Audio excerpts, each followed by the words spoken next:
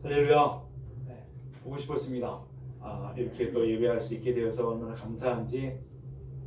우리가 이제 정부 방역 지침에 따라서 철저하게 그것을 지키고 또 조심하는 가운데 또 하나님 앞에 예배하는 일을 계속 하려고 합니다. 그래서 오실 때 이제 앉는 자리도 될 수 있으면 우리 일부 예배 때는 앞에 한 칸 앉고 한 칸 띄우고 그 뒷칸 앉으시되 지그자그로 이렇게 앉으셔서 앞에를 이렇게 볼 수 있도록 앞으로 나란히 하듯이 그렇게 두 줄로 이렇게 앉지 마시고 이렇게 앉으시면 더 좋을 것 같습니다. 그리고 혹시라도 이제 건강에 또 감기나 또 이제 그런 부분이 있어서 염려가 되시는 분들은 11시에 예배를 드릴 수 있도록 그렇게 하니까 그렇게 하셨으면 좋겠고 영적인 건강을 잘 챙기실 수 있기를 바랍니다. 오늘 주님 앞에 나와서 예배하시는 우리 모든 우리 가족들 그 심령 가운데 하나님의 은혜와 평강이 가득하시길 바랍니다. 우리가 계속해서 우리 마가복음을 우리 함께 나누고 있는데 오늘 배경이 되는 그 말씀의 배경이 되는 곳이 바로 두로라고 하는 그런 곳이죠. 예수님은 지금까지 갈릴리에서 계속 사역을 하고 계셨어요. 갈릴리 게네사렛 지방에서 그 사역을 하시다가 오늘 말씀해 보니까 이제 두로라고 하는 곳으로 이제 옮기신 것을 보게 되죠. 그때 예수님은 굉장히 피곤하셨습니다. 그때 정말 예수님은 휴식이 필요한 시간이었고 또 기도의 시간이 절실하게 필요한 그런 때였죠. 그래서 그동안 쉼없이 사역에 매진하고 막 달려온 그런 시간들이었기 때문에 그렇습니다. 오랜 시간 수많은 사람들이 앞에서 말씀을 가르치셔야 됐어요. 그리고 배고파하는 사람들에게 오병이어의 기적을 베푸시고 또 그 밤에 그 새벽녘에 이제 제자들이 바다에서 막 풍랑을 맺고 고통하고 있을 때 물 위를 건너 그들을 찾아오시기도 하셨죠. 그리고 그들과 함께 게네사렛 땅으로 가셨는데 그때에도 씻을 수가 없었어요. 수많은 사람들이 몰려와서 예수님께 그 병자들이 몰려왔었잖아요. 그때 그들을 고치시고 그들을 만지시고 그들에게 말씀을 가르치셨습니다. 그러는 중에 또 예루살렘에서는 바리새인들과 서기관들이 예수님을 찾아왔어요. 그리고 말도 안 되는 것 가지고 또 시비를 걸잖아요. 당신의 제자들이 또 손도 씻지 않고 음식을 먹었노라고 장로들의 그 전통을 유전을 지키지 않았다고 그러면서 그렇게 노골적으로 시비를 걸어왔습니다. 그때 말씀을 하시고 또 논쟁을 벌이시고 이런 일들을 계속해 오셨습니다. 이제 예수님은 쉼이 좀 필요하셨어요. 조용하게 기도할 시간이 필요하셨습니다. 지친 제자들도 쉼이 필요했죠. 그리고 새로운 훈련을 위해서 또 계획하고 준비해야 되는 그런 시간이 되었다 하는 것을 아셨습니다. 그래서 잠시 예수님이 외국 땅에 나가시게 된 거죠. 외국 땅. 그 외국 땅에 예수님이 사역을 하시는 동안에 늘 이제 갈릴리와 예루살렘 이쪽에서 이제 사역을 하시는데 외국 땅에 딱 한번 나가시거든요. 그때 이제 두로와 시돈 땅이 바로 외국 땅입니다. 우리나라로 본다면 사방이 이제 그렇게 돼 있어서 외국 땅에 간다 그러면 배를 타고 가든지 또 비행기를 타고 가든지 바다를 건너야 외국 땅이지만 여기는 이제 지중해 그 연안에 있는 두로와 시돈 그 지방을 가리키는 거예요. 한번 어디가 있는지 한번 봐볼까요? 사진? 예. 이 갈릴리 베세다 그 앞에 그 게네사렛 그쪽에서 이제 두로, 시돈 그 지방으로 가실 때 거기가 바로 외국 땅이죠. 외국 땅. 그 이스라엘로 말하면 외국 땅입니다. 예수님께서는 마치 이 복음이 이제는 이방 땅에도 전해야 된다라고 하는 것을 미리 알려주기라도 하는 것처럼 이방 땅 이 두로에 가셔서 이제 어떤 집에 들어가셨다 성경은 우리에게 가르쳐주고 계십니다. 24절 말씀이 그렇게 기록하고 있죠. 예수께서 일어나서 거기를 떠나 두로 지방으로 가서 한 집에 들어가 아무도 모르게 하시려 하나 숨길 수 없더라. 그리스도의 향기는 숨긴다고 숨겨지는 것이 아니에요. 드러나고 보여지는 것이죠. 우리 금강의 모든 가족들이 그리스도 향기 진하게 풍겨내고 어디 가든지 그 향기가 드러나는 사람들이 될 수 있기를 바랍니다.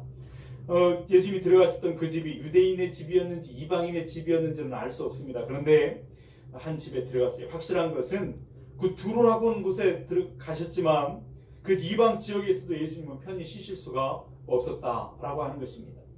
그때 어떤 한 여인이 예수님을 찾아왔습니다. 아주 다급하게 아주 간절한 모습으로 그를 찾아왔죠. 그 여자는 더러운 귀신이 들린 어린 딸을 둔 그 어머니였습니다.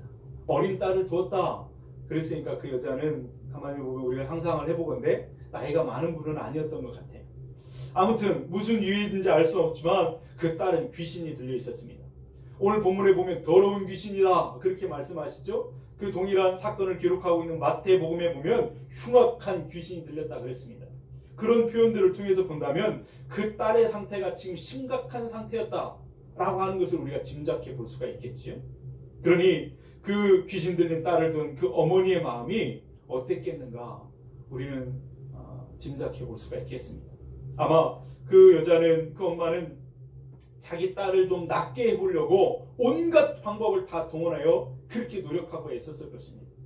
아마 사람들이 좋다고 하는 민간요법을 통해서라도 그 딸을 한번 어떻게 좀 고쳐보려고 애를 썼을 거예요. 아마 용하다는 사람도 찾아가 봤을 것입니다. 신령술사라고 그 사람을 만나면 귀신이 떠나가게 하실 수 있다. 막 이렇게 해가지고 찾아간 사람들도 있었을지 모릅니다. 그런데 아무 소용이 없었어요. 만약에 그것이 유효한 일이 하나라도 있었다고 한다면 오늘 지금 예수님께 다급하게 이렇게 나와서 그렇게 엎드리지 않았을 것입니다. 예수님께 이 여자는 그렇게 나왔습니다. 예수님께 그가 나올 수 있었던 이유는 예수님에 대한 소문을 들었기 때문이었습니다. 지금 직접 그 여인이 그 과거에 예수님을 겪어보지는 않았지만 예수님은 소문을 듣자 하니까 예수님은 인자하신 분이에요. 긍휼이 많으신 분이에요. 그래서 병든 자를 보시면 고쳐주시는 분이시라. 굶주린 자가 있다면 그것을 먹이신 분이라. 귀신이 들린 자들이 있었는데 다 귀신을 한 번에 내어 쫓아주신 분이시다. 이런 소문, 이런 소식들이 그의 귀에 들렸습니다. 소문을 들었어요. 예수님에 대한 소문. 이것이 얼마나 중요한 일인지 모르겠습니다. 예수님에 대한 이야기를 듣고 예수님에 대한 소문을 듣는다라고 하는 것은 복이지요. 얼마나 중요한 일인지 모르겠어요. 우리가 무엇을 보고 무엇을 듣는가에 따라서 우리의 삶이 달라진다는 건 여러분 아십니까? 중요합니다.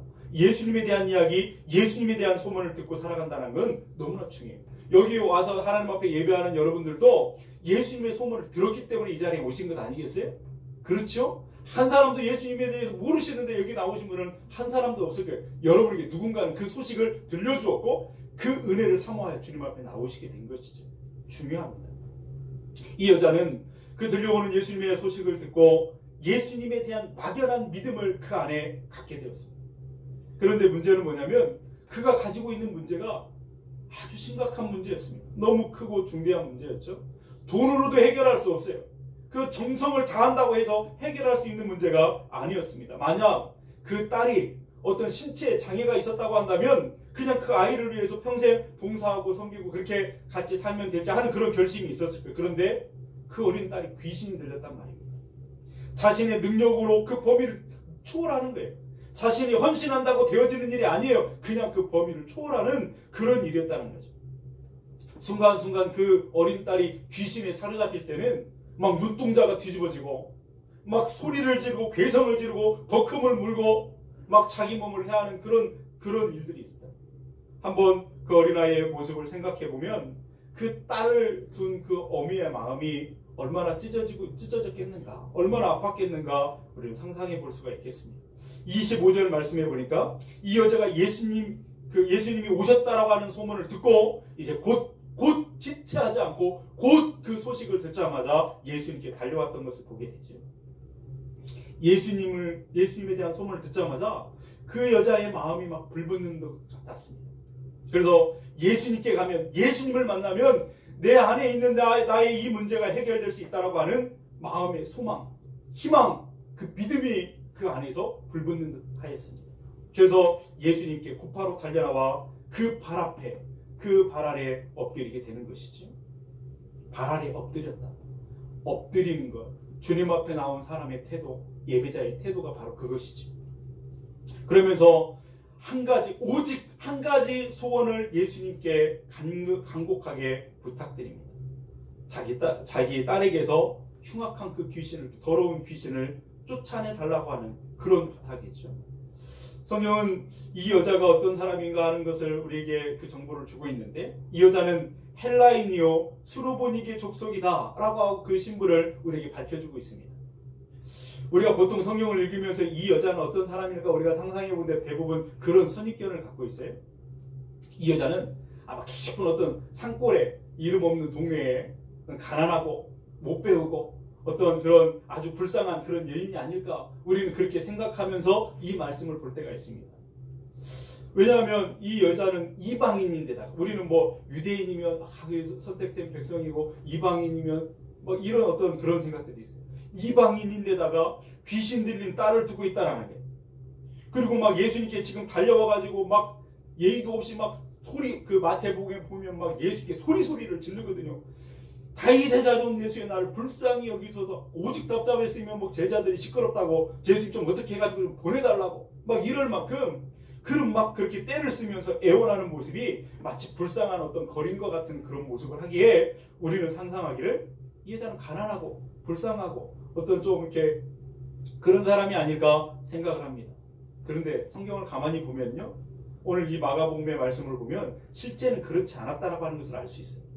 그 여자는 헬라인이었고 수르보니게 족속이라 이렇게 말해주고 있습니다. 당시에 세상을 지배하고 있는 그 헬라 문화, 헬라 문명을 누리고 있는 수준 높은 그 지역의 사람이었다는 거예요. 헬라어를 구사할 수 있는 그런 능력을 가진 연인이었을 거예요. 또 수르보니게 족속이다 라고 할 때 이 수르보니라고 하는 말은 수로와 보니게라고 하는 말이 합쳐진 말입니다. 이 수로라고 하는 말은 뭐냐면 지금의 시리아 땅을 가리키는 것이죠. 이 보니게라고 하는 말은 베니게라고 하는 그 세계사에서 유명한 페니키아를 말하는 거죠. 페니키아. 그러니까 이 페니키아, 이 여인은 어떤 사람인가? 페니키아 사람으로 헬라인이었다라고 하는 것을 우리에게 가르쳐주고 있는 거예요.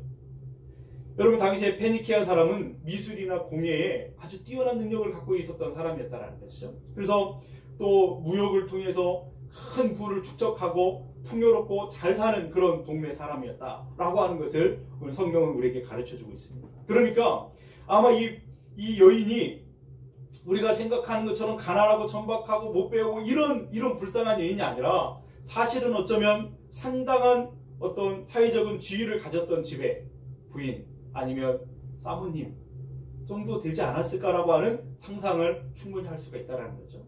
그렇지 않았다면 성경이 이렇게 구체적으로 그녀는 헬라인이었고 수르보니게 족속이다라고 하는 사실을 그렇게 소개하지 않았을 것입니다. 반면에 이 두로와 시돈, 이 여인이 있었던 그곳에 비하면 예수님과 그 제자들이 왔던 그곳 갈릴리 그곳은요 아주 그냥 비교할 수 없는 작은 동네에 불과한 거예요. 두로와 시돈 그 풍성한 번성한 도시에 비하면 그곳은요 저 시골 깡촌에 그런 것에 비하지 않는 그런 곳이었단 말이죠. 그러니까 유대인들이 이방인을 그냥 그렇게 하는 그런 시선보다도 두로와 시돈 사람들이 마치 그 백인들이 그 유색인종들을 무시하고 인종차별을 하는 것처럼 그런 느낌으로 그들이 그렇게 바라봤을지도 모르겠습니다. 어쨌든 이 여자가 예수님의 발 앞에 엎드렸다, 막 다급하게 달려와서 엎드렸다라고 하는 것도 참 기이한 일이라고 하는 것을 우리가 보게 되는 것이죠. 그것도 사람들이 다 쳐다보는 공개된 장소에서 그렇게 소리 지르면서 그렇게 와서 엎드렸다. 다른 사람의 시선이나 다른 사람들의 소리는 상관치 않고 개의치 않고 그냥 명예도 자존심도 체면도 다 내려놓은 채로 그렇게 하고 있는 거예요. 오직 귀신 들린 자기 딸을 낫게 해주실 능력이 오직 예수님께 있다라고 하는 사실에 대한 믿음과 소망을 가지고 주님 앞에 나와서 간절하게 그것을 구하고 있습니다. 2개, 3개 이것도 이렇게 하지도 않았어요. 오직 하나의 기도 제목 그것에 집중하여 주님 앞에 엎드리고 있는 모습을 보게 됩니다. 여러분, 이 여자가 그 어린 딸이 귀신 들린 것 외에는 그 인생의 문제가 아무것도 없어서 오직 한 가지 그것만 강구하고 있었을까요? 예수님의 소문을 들을 때 예수님을 만나면 모든 것이 다 해결된다라고 하는 사실을 들었어요. 그러면 자기 인생을 구구절절 쫙 이야기하면서 이것도 들어주시고 저것도 들어서 말할 수 있는 거잖아요. 그런데 이 여인은 뭐 아무런 문제가 없고 그래가지고 그냥 오직 한 가지 이 기도의 제목만을 말씀하고 있는 것인가? 여러분, 그러나 이 여인은 정말 이 단 하나의 소원, 어린 딸에게서 귀신을 내어 쫓아주시기를 원하고 그 어린 딸이 온전하게 되어서 삶을 살아가게 되기를 원하는 그 기도 제목만 가지고 있었어요. 그것이 그 여인에게 있었던 가장 큰 기도의 제목이었죠. 그것에 집중하고 있는 그의 모습을 보게 됩니다. 여러분에게는 단 하나의 기도 제목이 있다고 한다면 그것은 어떤 것입니까? 이 어머니는 도저히 귀신 들린 딸을 보고 그 딸을 데리고 살 수가 없었습니다. 그 딸이 믿고 막 싫고 그래서가 아니라 그 딸이 그 차마 그 비참한 형국의 그 비참한 삶을 살고 있는 것을 그렇게 차마 볼 수가 없어서 그랬던 것이죠. 그 딸을 향한 엄마의 지극한 그 사랑이 그 딸의 문제가 자신의 행복의 가장 큰 기도의 제목, 큰 문제로 여기게 만들었다라고 하는 것을 보게 됩니다. 왜냐하면 사랑은 놀라운 능력이 있습니다. 사랑하는 사람과 사랑을 받는 사람이 그 사랑을 통해서 하나로 묶여지는 그런 놀라운 그런 힘이 있는 것이죠. 여러분, 사랑하면 하나가 됩니다. 마음이 같아지고 하나가 되어지는 것이죠. 그렇다면 한 가지, 그렇다고 한다면 이렇게 물어볼 수 있겠습니다. 여러분은 지금 누구를 사랑하고 있습니까? 그 사람을 위해서 여러분들이 가장 절체절명의 기도의 제목, 하나님 앞에 구하는 기도의 제목, 첫 번째 것은 무엇입니까? 두 가지도 말고 오직 하나만 이루어진다고 한다면 나머지 것은 안 이루어져도 괜찮을 정도로, 그럴 정도로 절실한 기도의 제목이 있다면 그것은 무엇입니까? 만약에 이런 기도의 제목이 없다면 여러분 다시 한번 우리의 삶을 돌아보셔야 됩니다. 어떤 가정에 이제 신방을 하다 보면 이제 신방을 하고 기도를 이렇게 하잖아요. 기도를 하기 전에 혹시 요즘 기도하는 제목이 있으십니까? 같이 기도하기 원합니다 하고 기도의 제목을 물어보면 머리를 극적이시는 분들이 계세요. 딱히 뭐 기도의 제목이 없습니다. 그냥 두리뭉실 기도해 주시라고. 문제죠, 문제. 그 말을 하는 것은 요즘 기도하고 있지 않습니다. 그런 뜻이거든요. 여러분, 뭐 지금 그분들이 지금 뭐 그냥 기도해 주십시오. 기도의 제목을 내놓을 수 없다.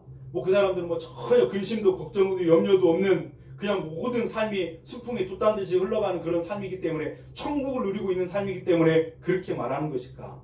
그렇지 않을 거예요. 여러분, 가장 간절한 기도의 제목이 있다면 그것은 무엇일까요? 여러분, 그 사람의 기도 제목을 보면 그 사람이 누구인가를 보여주기도 합니다.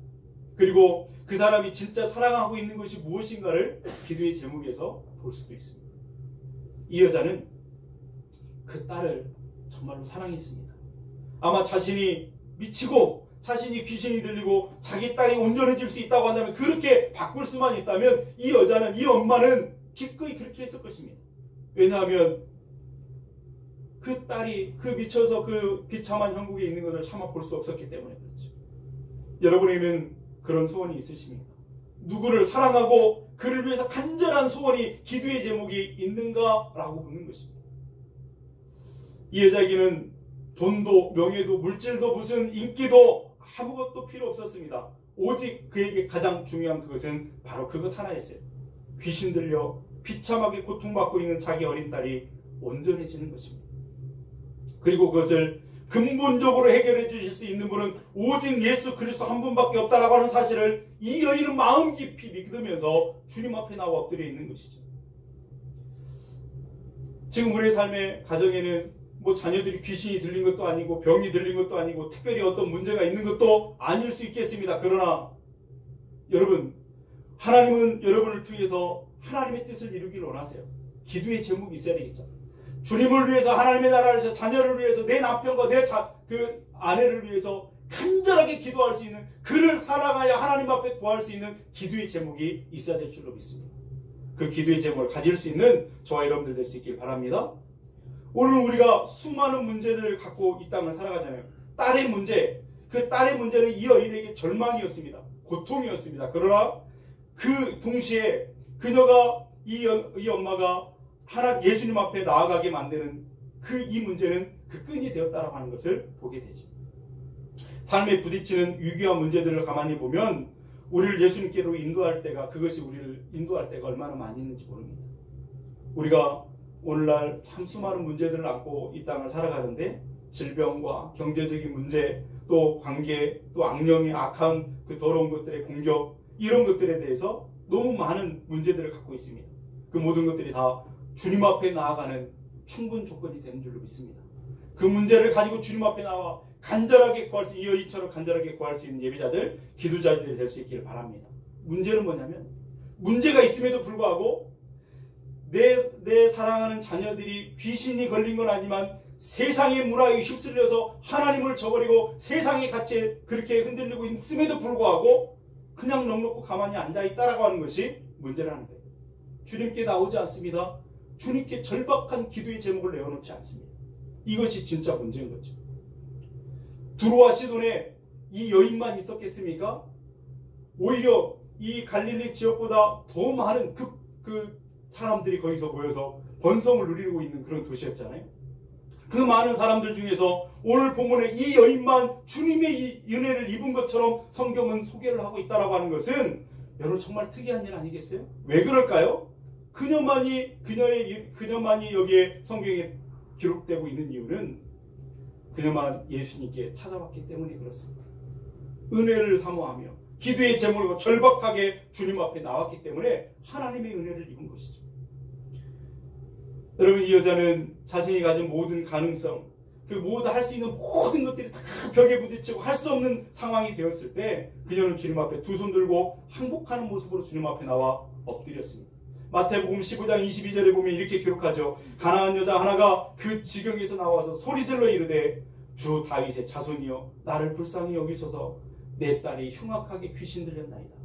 여러분, 이 여자의 부르짖는 소리 안에서 이 여자의 고통과 절박함과 주님을 향한 주님만이 이것을 해결해 주실 수 있습니다라고 하는 그 고백이 담겨 있는 것을 보게 됩니다. 사랑하는 여러분, 우리가 주님 앞에 나와서 눈물로 기도할 수 있는 그 기도의 제목, 정말 이 주님의 몸된 교회와 가족들과 그 사랑하는 자녀들을 위해서 기도할 수 있는 그 기도의 제목을 가지고 주님 앞에 기도하실 수 있는 분들이 될 수 있기를 주님의 이름으로 축원드립니다. 여러분, 신앙이라고 하는 건 초점을 맞추는 것이 중요하죠. 초점을 맞추는 것이 중요합니다. 그런 의미에서 이 여자는 정말 좋은 예가 되고 있는 거예요. 인생의 문제를 가지고 있습니다.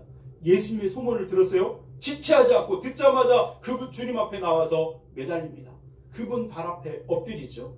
다른 사람들의 시선 아랑곳하지 않습니다. 체면도 뭣도 다 내려놓습니다. 예수님께 매달립니다.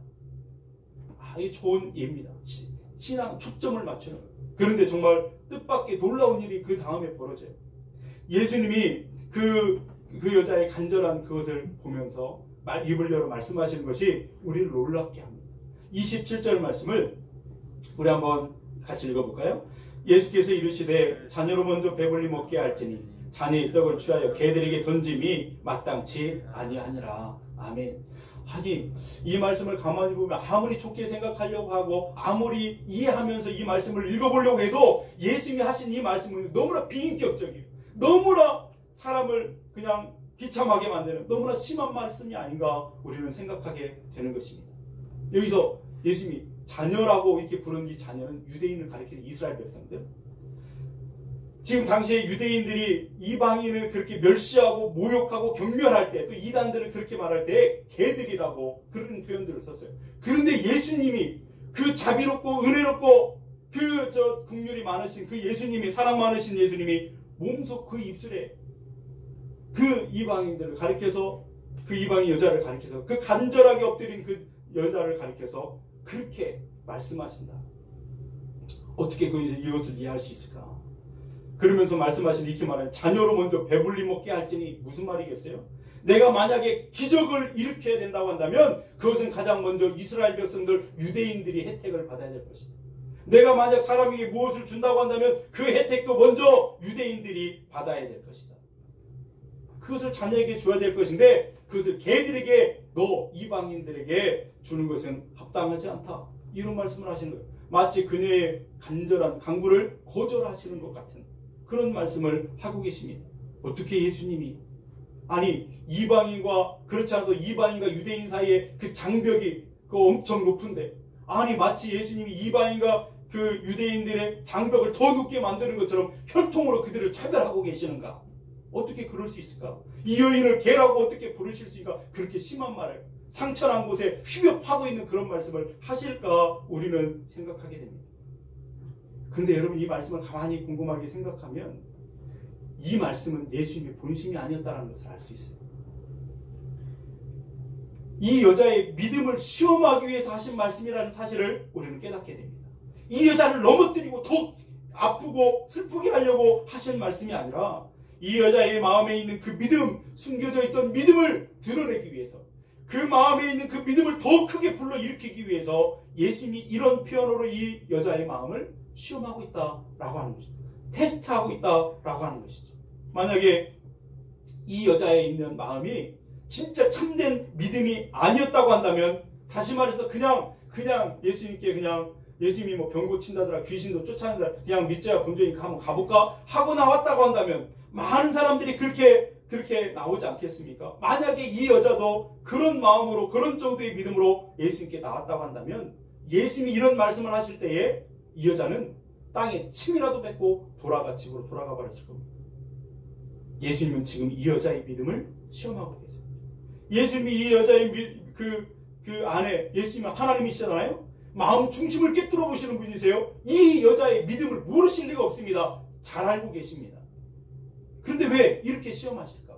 이 여자를 너무나 잘 알고 계시고 그 속에 믿음까지 다 알고 계시는데 왜 이렇게 하실까요?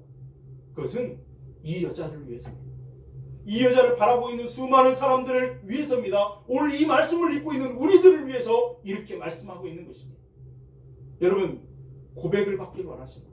신앙의 고백. 여러분, 사랑은요, 고백이 참 중요합니다.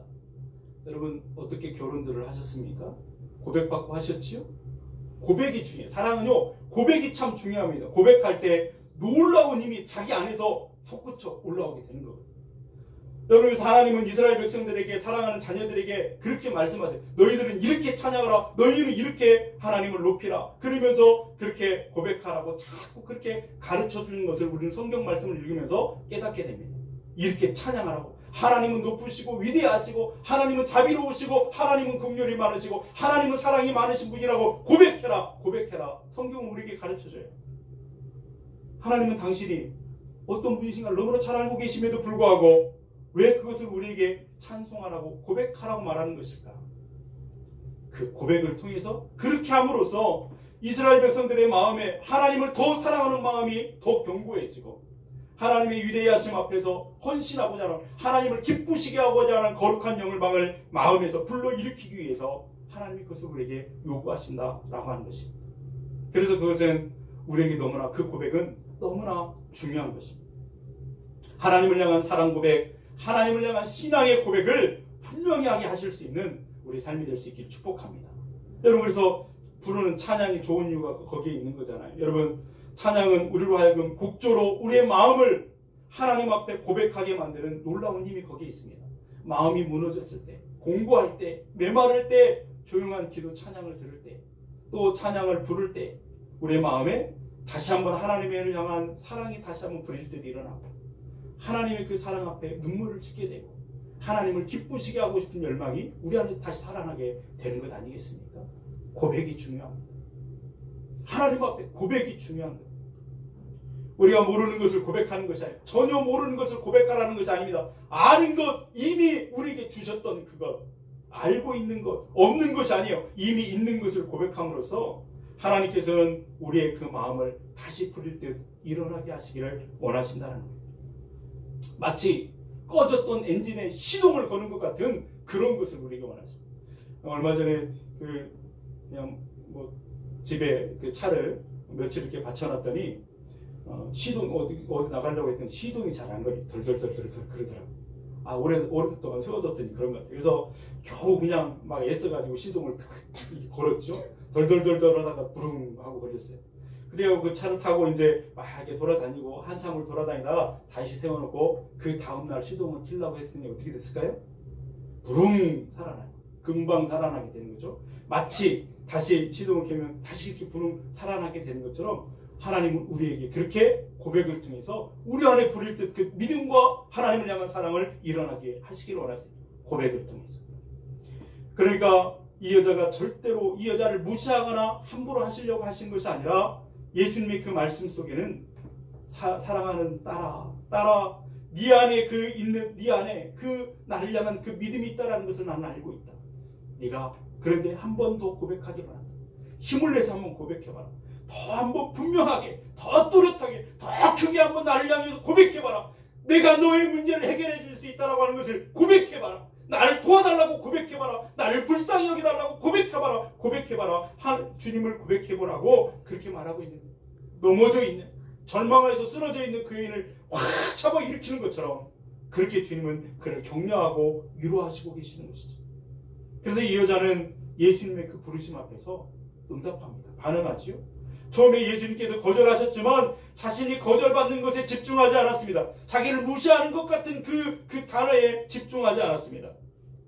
오직 그 모든 것은 그냥 과정일 뿐이라고 생각하는 거예요. 그냥 오직 그는 귀신 들린 자신의 딸이 낫기를 바랬고 하나님이, 예수님이 내 앞에 계신 그분만이 이것을 해결해 주실 분일 수 있다라고 하는 그 믿음으로 그 은혜를 간구하고 엎드려 있는 모습을 보게 됩니다. 주님의 은혜만을 바라보는 그의 모습을 보게 되죠. 기적입니다. 여러분, 기적이 무엇일까요? 무엇을 갖다 기적이라고 말할까요? 원인이 있으면 결과가 있다고 그러잖아요. 세상에 모든 일은 원인이 있으면 결과가 있잖아요. 근데 원인과 결과의 관계를 설명할 수 없는 것이 기적이잖아요. 그죠? 과학적으로 본다면 하나님이 하셨던 하나님의 베푸신 일 가운데는 과학적인 시선으로 본다고 한다면 원인과 결과를 규명해내서 말할 수 있는 것이 없을 수가 있어요. 근데 영적인 관점에서 본다고 한다면 왜 원인이 없고 결과가 없겠어요? 하나님이 하신 일입니다. 제가 언제도 한번 간증을 했던 적이 있었어요. 어머니가 한번 쓰러졌다가 치료받으시고 또 이제 한 10수년을 그렇게 사시다가 또 코 이렇게 비강 쪽에 이제 문제가 있어 서울대 병원에 가서 이제 여러 가지 진찰을 받는데 아니 이상하다는 거예요. 뇌가 이만큼 죽었다는 거예요. 그래서 운동신경이 다 마비가 되고 언어가 장애가 입어가지고 말을 못 해야 된다는 거예요. 근데 어머니는 언어에 장애가 없어요. 움직일 수 있으세요. 그래서 의사는 갸우뚱거려 원인과 결과를 규명해낼 수 없는 거예요. 그런데 저는 알았죠. 10수년 전에 그 어머니가 전북대병원에 입원했을 때 다 마비가 되고 어쩔 수 없습니다. 그럴 때 그날 주님을 만나고 주님이 일으켜줬던 그것을 알고 있어요. 의사들은 알지 못했지만 하나님이 그 은혜를 간구하는 그 사람이 간절하게 기도할 때 하나님이 만지시고 일어났던 그 모든 것들, 세상 사람들이 알 수 없다라고 해서 기적이라고 말하는 것은 우리는 은혜라고 말하는 것이죠. 그렇게 말하는 거예요. 그래서 우리는 하나님이 하시는 그 일 앞에서 아멘하는 것입니다. 여러분, 신앙은 바로 그런 은혜를 기대하고 은혜를 누리면서 기적 같은 그런 삶을 살아가는 것이 신앙의 삶인 줄로 믿습니다. 때로 우리를 이런 어려움 속에 하나님은 그래서 두실 때가 있어요. 그래서 우리 신앙을 연단하고 훈련시켜 가는 것을 보게 됩니다. 여러분, 우리나라 말에 벼린다라는 말 있잖아요. 벼린다. 벼린다라는 뜻이 뭔 뜻인지 아십니까? 불을 달구어서 두드리고 날카롭게 한다라고 하는 그런 뜻을 갖고 있습니다. 그러니까 조선시대 어떤 칼을 만들면 칼을 한 자로 딱 만들기 위해서는 어떤 쇳덩이가 있잖아요. 그것을 불에 빨갛게 달궈가지고 막 두드리고서 다시 접어가지고 두드리고 덮어서 두드리고 하잖아요. 그것을 적어도 1200번을 해야 된답니다. 두드리고 접어서 다시 달궈서 두드리고 이것을 1200번 해야 한 자루에 칼자루가 나온다는 거예요. 그런데 여러분, 그 칼은 그렇게 나온 그 칼은 바위로 칼을 쳐도 이가 나가지 않고 오히려 바위가 깨지게 되는 단단한 그런 힘을 가진 칼이 되는 것이죠. 하나님이 우리의 믿음을 그렇게 연단하고 날카롭게 갈기 위해서 때로는 우리로 하여금 다양한 방법으로 기도하지 않으면 안 되는 그런 상황 가운데 우리를 허락하실 때가 있다라고 하는 것입니다. 그때 믿음이 있는 사람은 예수님께 나와 매달릴 것입니다. 이 여인처럼 주님만이 하실 수 있습니다. 주님만이 열어주십니다. 주님만이 해결하실 분이십니다. 그런데 믿음이 없는 사람은 예수님께 매달리지 않을 것입니다. 간구할 때 그 일이 단번에 이루어지고 해결될 때도 있지만 어떨 때는 하나님이 우리의 믿음을 시험하시고 거절하는 것처럼 느껴질 때도 있습니다. 여러분, 그러나 우리가 믿음을 가지고 주님 앞에 나와서 정말 문제를 구하고 기도하고 그럴 때 하나님 도와주십시오.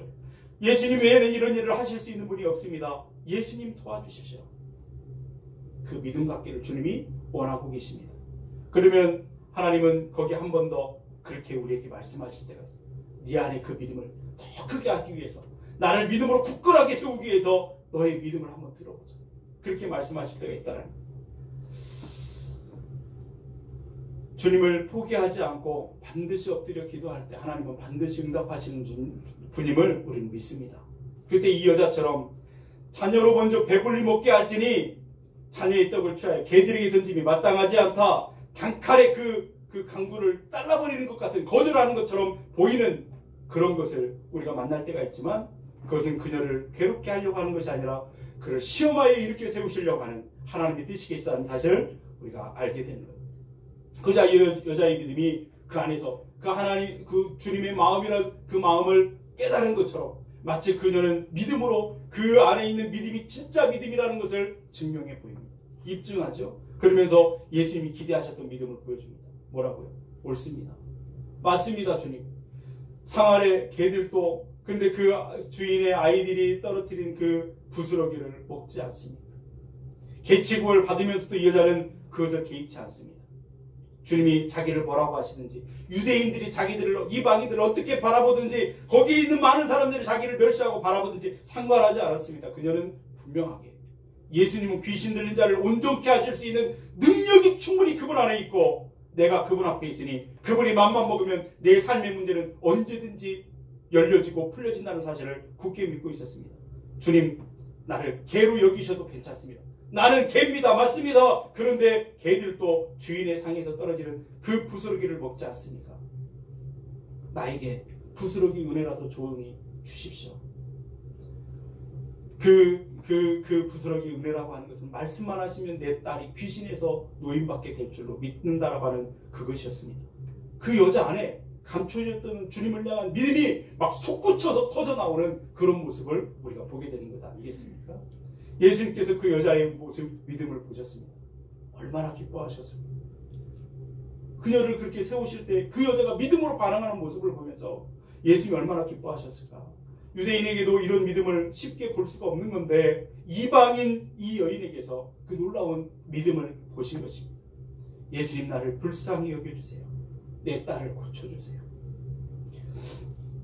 그 여자의 맞습니다. 나는 개입니다. 이런 이 고백 속에는 당신만고는 나를 구할 뿐이었고 당신을 의지하지 않고서 은혜 아니면 나를 살 수가 없습니다. 이런 모든 아름다운 고백이 그 고백 가운데 담겨 있는 것 아니겠습니까? 그래서 여러분, 이 여자의 있었던 그 일들은 성경에 기록되어 오늘 우리에게 믿음의 도전을 주고 있습니다. 거기에 그 여자를 바라보면서 있었던 많은 사람들을 부끄럽게 하는 고백이 바로 그 고백이었죠. 그 고백을 들으면서 예수님은 응답하십니다. 뭐라고 말씀하시죠? 이 말을 하였으니 돌아가라. 귀신이 네 딸에게서 떠나갔느니라. 할렐루야. 네가 이 말을 하였으니 돌아가라. 무슨 뜻이겠습니까? 그 여인의 고백을 주님이 받으신 거예요. 이 말을 하였으니 네 속에 참된 믿음을 내가 보았다라고 하는 것 아니겠습니까? 그러면서 너는 이제 여기 있을 필요가 없다. 가라. 귀신이 네 딸에게서 나갔느니라. 지금 그 딸과 그녀는 지금 떨어져 있지만 공간적으로 떨어졌지만 이미 그 시간에 그 귀신은 그 여인에서 떠나갔고 할렐루야. 온전하게 된 줄로 믿습니다. 그 딸을 바라보면서 얼마나 그녀는 기쁘고 행복했을까. 그리고 그때로 믿음이 끝난 것일까요? 하나님 그분의 은혜로 지금 살았으니 더 하나님을 사랑하는 자가 됐을 거라 의심치 않습니다. 이 말을 하였으니 돌아가라. 여러분, 우리가 우리 안에 있는 그 믿음을 주님 앞에 고백하고 주님이 그 믿음을 보시고 기뻐하시는 그런 삶이 되어지기를, 여러분의 신앙의 삶이 되어지기를 주님의 이름으로 축원드립니다. 어떤 설교를 듣다가 어떤 목사님이 그런 간증? 무슨 그런 예화를 드시는 걸 제가 들었어요. 새벽 예배를 드리시는데 어떤 여자 집사님이 늘 교회를 나오시는데 남자 구두 한 켤레를 가지고 오신대요. 남자 구두 한 켤레. 그걸 갖고 와가지고 옆에 놓고 기도를 하신다는 거예요. 그래서 목사님이 궁금해서 물었답니다. 뭔 구두를 갖고 이렇게 날마다 새벽마다 와가지고 그렇게 기도를 하시냐고. 그랬더니 그분이 남편 구두입니다. 그러면서 남편의 구두를 옆에 놓고 하나님께 기도하기를, 하나님, 남편은 아직 교회에 나오지 않았습니다. 그런데 구두는 지금 교회에 왔습니다. 이 사람도 주님 앞에 나올 수 있도록 도와달라. 그렇게 기도를 했다는 거예요.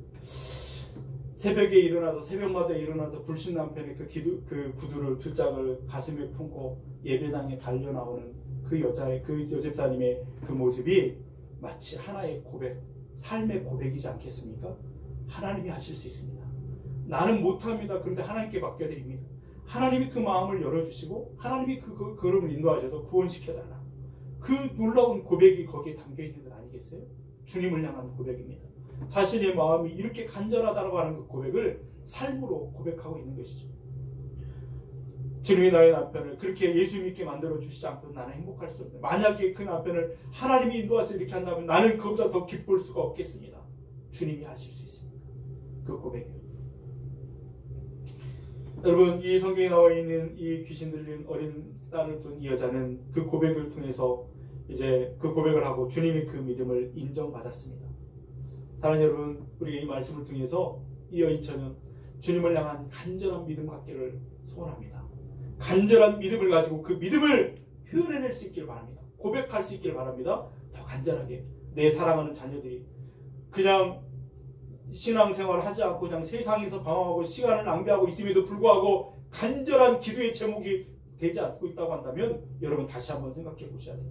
여러분, 귀신 들리지 않아서 귀신 들린 것이 아니에요. 아니, 귀신 안 들린 것이 아니에요. 세상의 문화에 빠져 있고 핸드폰에 빠져 있고 세상의 가치에 빠져 있고 명예와 걸작과 인기를 그조차 살아가는 사람이라고 한다면 여러분, 귀신 들린 것과 다를 바 없는 그런 모습이나 똑같다는 거예요. 하나님 살려주십시오. 주님께 붙잡힌 바 되고 주님과 행복한 동행을 하는 하나님 나라를 위해서 쓰임받는 내 자녀들이 되게 해달라고, 내 남편이 되게 해달라고, 내 아내가 되게 해달라고, 우리 성도들이 되게 해달라고 기도하는 성도들이 될 수 있기를 주님의 이름으로 축원드립니다. 여러분 안에 주님을 향한 그 믿음의 고백을 표현하실 수 있기를 바랍니다. 삶으로 표현하고 실천으로 표현으로 더 모든 것들로 주님의 그 안에 여러분 안에 있는 그 신앙의 고백을 드릴 수 있는 저와 여러분들 되기를 바랍니다. 그 고백을 주님이 받으시고 반드시 응답해 주실 줄로 믿습니다. 돌아가라. 이 말을 하였으니 이 고백을 내가 들었으니 너는 돌아가라. 그 문제가 해결되었노라. 말씀하시는 주님의 음성을 축복으로 받는 저와 여러분들 될 수 있기를 주님의 이름으로 축원드립니다. 기도하시겠습니다.